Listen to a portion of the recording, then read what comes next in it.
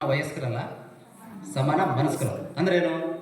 ಏನೋ ಒಂದು ಯಾರೋ ವಿಷಯ ಮಂಡನೆ ಮಾಡ್ತಾರೆ, ಅದ್ರ ಬಗ್ಗೆ ಚರ್ಚೆ ಮಾಡ್ತಾರೆ, ಆ ವ್ಯಕ್ತಿನ ವಿರೋಧ ಮಾಡಿ ಆ ಚರ್ಚೆಗೆ ಭಾಗವಹಿಸ್ದಂಗೆ ಆಗ್ಬಾರ್ದು, ಅದನ್ನ ವಿರೋಧ ಮಾಡಬಾರ್ದು. ಈ ಸಾಲ ಬೇಕು ಅಂದ್ರೆ ಕೇಳ್ತಾರೆ, ಯಾರಿಗೆ ಸಾಲದ ಅವಶ್ಯಕತೆ ಇದೆ? ಎಲ್ಲರ ಕೈ ಎತ್ತದಲ್ಲ, ಎಲ್ಲರಿಗೂ ಬೇಕು ಇರೋದಿಲ್ಲ, ಅನಿವಾರ್ಯ ಇದ್ದರೆ ಮಾತ್ರ ಸಾಲ ತಗೋಬೇಕು. ಈಗ 10 ಜನ ಇದ್ರೆ 4 ಜನ ಸಾಲ ತಗೊಂತಾರೆ, ಕೊಡ್ಬೇಕು ಸಂಘದಿಂದ. ಇಲ್ಲಿ ತನಕ ಏನು ಮಾಡ್ತೀರಿ ನೀವು? ಆಂತರಿಕ ಸಾಲ ಮಾಡ್ಕೊತಿದ್ದೀರಿ, ಅದು ಒಂದು. ಎರಡನೇದಾಗಿ ಏನಂದ್ರೆ, ಸಮಾನ ಮನಸ್ಕರ ಸೇರಿ ಸಂಘ ಮಾಡಿದ ಮೇಲೆ ಪ್ರತಿ ತಿಂಗಳು ಅಥವಾ ನಿಮ್ಮ ಸಂಘಕ್ಕೆ ಬಿಟ್ಟಿದ್ದು, ಕೆಲವೊಬ್ಬರು ವಾರಕ್ಕೆ ಮಾಡ್ತಾರೆ, 15 ದಿನಕ್ಕೆ ಮಾಡ್ತಾರೆ, ತಿಂಗಳಿಗೆ ಒಂದು ಮಾಡ್ತಾರೆ.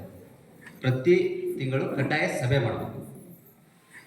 2 ಮತ್ತು ಸಭೆ ಮಾಡಿದ ಮೇಲೆ ಪುಸ್ತಕ ಬರವಣಿಗೆ ಆಗಬೇಕು. ಪ್ರತಿ ಸಭೆಯಲ್ಲಿ ಏನೇನಾಯ್ತೋ ಅದನ್ನ ಪುಸ್ತಕ ಬರವಣಿಗೆಯಲ್ಲಿ ಆಗುತ್ತೆ. ಇದು 3 ಆಯ್ತು.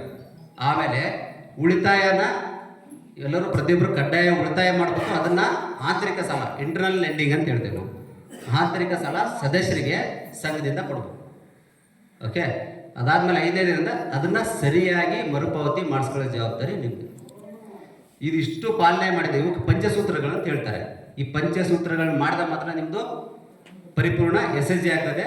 ಮತ್ತೊಬ್ರು ಯಾರಾದರೂ ಫಿನಾನ್ಷಿಯಲ್ ಇನ್ಸ್ಟಿಟ್ಯೂಷನ್, ಬ್ಯಾಂಕ್ ಆಗಿರ್ಬೋದು, ಕೋಆಪರೇಟಿವ್ ಸೊಸೈಟಿ ಆಗಿರ್ಬೋದು, ಅವಾಗ ಸಾಲ ಕೊಡ್ತಾರೆ. ಹೌದಲ್ವಾ? ಯಾಕೆ 6 ತಿಂಗಳು ಸಂಘ ಆಗಿ ನಿಮಗೆ ಗೊತ್ತಿಲ್ಲ.